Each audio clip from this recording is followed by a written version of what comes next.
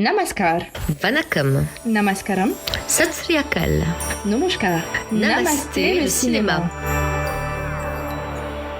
Nous sommes le lundi 3 octobre 2022 et voici les actualités du grand et du petit écran indien, décryptées en exclusivité par Bolly & Co. Dis-moi Elodie, quel sujet d'actualité souhaites-tu partager avec nous aujourd'hui ? Il y a quelques jours, je suis tombée sur un article du site indien Bollywood Life qui m'a quelque peu interpellée. En effet, cet écrit émet une liste de stars issues des cinémas dravidiens qui ont fait ou vont faire prochainement leur début à Bollywood. Bon, jusqu'ici, rien de choquant. Parce que de tout temps, des acteurs et actrices du Sud ont tenté leur chance en hindi. Tamanna, Dhanush, Parvati, Rana Dagubati, Nitya Menon. Exactement. Pourtant, on a l'impression que depuis quelques mois, Bollywood appelle à la rescousse ses cousins sudistes en espérant probablement séduire leur large fanbase. L'exemple le plus criant, c'est le projet Liger, qui devait servir de rampe de lancement à la star de Tollywood Vijay Deverakonda, sorti en hindi mais aussi dans sa langue natale, le Telugu. Pourtant, l'œuvre, somme toute très dispensable, fera un flop retentissant. Prochainement, c'est sa co-star de prédilection, la vedette Rashmika Mandanna, qui signera son premier film hindi avec le drame familial Goodbye, dans lequel elle donnera la réplique à nul autre qu'Amitabh Bachchan. La mégastar Nayantara, qui est longtemps restée fidèle au Sud, jouera face à Shah Rukh Khan dans Jawan, le prochain film du réalisateur tamoul Atli. Qui sera d'ailleurs sa première réalisation en hindi, lui qui a construit sa carrière sur ses collaborations avec la star de Hollywood, Vijay. D'autres grosses têtes comme Vijay Sethupathi et Samantha Ruth Prabhu feront bientôt leur début au cinéma hindi alors que leurs carrières dans le sud du pays sont déjà bien établies. On est donc en droit de se demander pourquoi Bollywood sollicite aussi massivement des acteurs dravidiens qu'il a longtemps boudés par le passé. Pourquoi soudainement les stars du sud sont-elles érigées au statut d'élite alors qu'elles étaient traitées avant comme des vedettes de seconde zone ? C'est quand même très hypocrite tout ça. Et opportuniste par-dessus le marché. Parce que voir Karan Johar brosser le réalisateur S.S. Rajamouli dans le sens du poil alors qu'il a toujours exprimé un certain mépris pour les industries du Sud, c'est quand même questionnant. Bollywood serait-il devenu dépendant des industries dravidiennes pour continuer à exister ? Tu vas me dire qu'aucun film de Bollywood n'a réussi à rentrer dans ses frais dernièrement ? Bien sûr que si. Gangubai Kathiawadi et Bulbulia 2 ont été largement publicités par le public. Aussi, le film de super-héros Brahmastra réalise pour l'instant de très bons scores au box-office, mais il a coûté excessivement cher. Et surtout, la communication autour de lui s'est notamment appuyée sur le soutien que S.S. Rajamouli ou encore l'acteur Telugu NTR Junior apportent au projet. Ces derniers se sont effectivement retrouvés au cœur d'un événement qui avait pour seule vocation de les entendre dire du bien de Brahmastra. Un délire.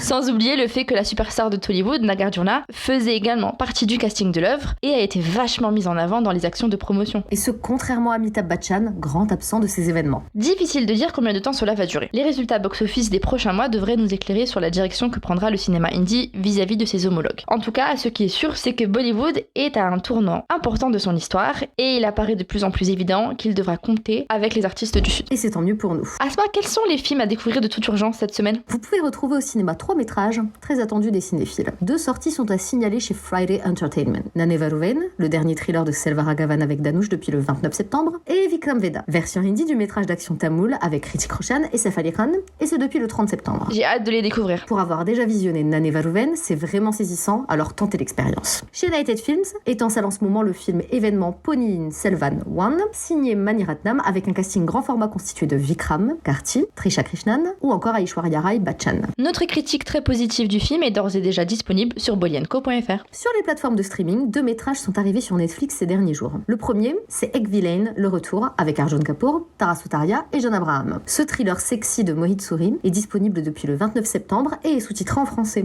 À défaut d'un grand film, ce métrage est un rappel du potentiel gâché d'Arjun Kapoor, qu'on adore chez Bolly & Co. Absolument. Le lendemain, toujours sous-titré en français, a débarqué une production Netflix originale, la rom-com Plan A, Plan B. Cette histoire entre une marieuse professionnelle et un avocat spécialisé dans le divorce compte à sa distribution le sympathique Ritesh Deshmukh et la délicieuse Tamanna Bhatia. Hélas, ça ne vole pas très haut, mais ça fera l'affaire pour un dimanche au chaud sans prise de tête. En parlant de plateforme, j'ai appris il y a quelques jours que le prochain film d'Akshay Kumar, Ram Setu, constituerait la première coproduction entre le cinéma et Prime Video. En effet, le film sortira en salles indiennes le 25 octobre prochain et sur la plateforme de SVOD précitée dans le reste du monde. Ce film d'aventure avec également Jacqueline Fernandez, Nusrat Bharucha et l'acteur dravidien Satyadev Kancharanam explorera la nature du pont d'Adam, un archipel constitué de bancs de sable qui s'étire entre l'Inde et le Sri Lanka, et auquel la légende prête des liens profonds avec la mythologie du Ramayana. Et là, je sais ce que tu vas me dire. Encore un film à la gloire de l'hindouisme porté par Akshay, le pantin de Monsieur Maudit ? Décidément, tu lis en moi comme dans un livre ouvert. Car effectivement, ce serait mentir que de nier la connivence entre le chef du gouvernement indien et la star, dont les films de ces dernières années sont, de manière à peine voilée, des outils de propagande pour la politique en place. Et donc, pour la énième fois quand il s'agit de cet acteur, je m'interroge sur ce que vaudra réellement ce métrage en tant qu'œuvre filmique. Pour l'instant, j'ai surtout l'impression qu'on va nous proposer un Indiana Jones du pauvre. C'est clair qu'en plus de son intention pas très honnête, on a très peur du résultat. Le teaser sorti récemment n'annonce rien de bon quant à la qualité de l'œuvre. Des plans vus et revus, un look de footballeur allemand des années 90 pour Akshay Kumar, et des enjeux narratifs qu'on a déjà explorés dans des tonnes d'œuvres du même registre. Mais plus que tout, on a de quoi s'inquiéter pour la suite. C'est-à-dire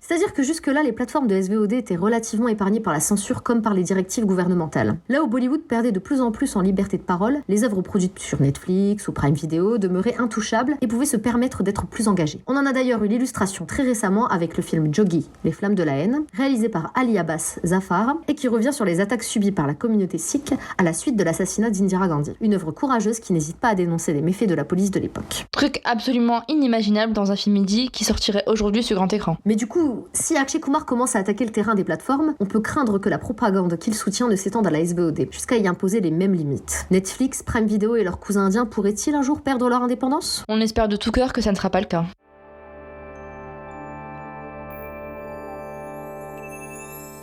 Et c'est tout pour aujourd'hui, merci de nous avoir écoutés. C'est sur l'air de Maniqué de Thank God que l'on se quitte.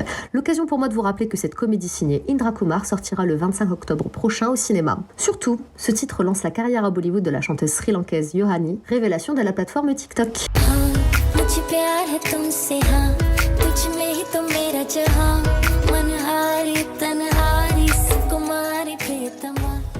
On se retrouve lundi prochain avec plus d'infos. Bonne semaine à tous. Bonne semaine à tous.